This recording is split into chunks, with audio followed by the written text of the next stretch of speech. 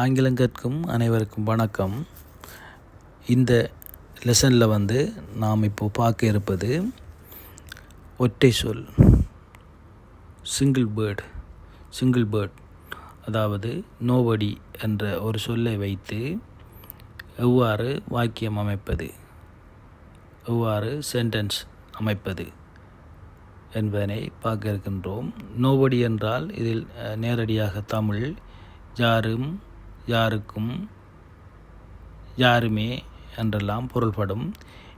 இதனை கொன்று நாம் 5 வாக்கியங்களை அமைக்க இருக்கின்றோம். அதனை நீங்களும் கற்றுக்கொள்ளுங்கள். வாங்கள் இதில் உள்ளே போவோம். முதலாவதாக, யாரும் விருந்துக்கு வரவில்லை. யாரும் விருந்துக்கு வரவில்லை என்பது தமிழ். இதனை நேரடியாக ஆங்கிலத்தில் மொழிபெயர்த்தால் nobody came to the party. nobody came to the party. இரண்டாவதாக, யாருக்கும் பதில் தெரியாது. யாருக்கும் பதில் தெரியாது. nobody knows the answer. nobody knows the answer. இதுவே இந்த தமிழுக்கான ஆங்கில மொழிபெயர்ப்பு. தேர்ட் ஒன், யாரும் நேற்று எனக்கு உதவவில்லை.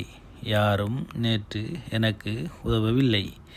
nobody helped me yesterday. nobody helped me yesterday.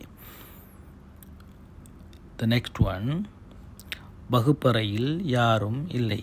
வகுப்பறையில் யாரும் இல்லை. இதனை நேரடியாக ஆங்கிலத்தில் மொழிபெயர்த்தால் nobody is in the classroom. nobody is in the classroom என்று பொருள்படும். The fifth one and the last one, உன்னை யாரும் தடுக்க முடியாது. உன்னை யாரும் தடுக்க முடியாது. இந்த வீடியோ பிடித்திருந்தால் லைக் அண்ட் ஷேர் பண்ணுங்கள். The fifth one, உன்னை யாரும் தடுக்க முடியாது. nobody can stop you. nobody can stop you என்று ஆங்கிலத்தில் பொருள்படும். Thank you for watching. We'll see you in next lesson.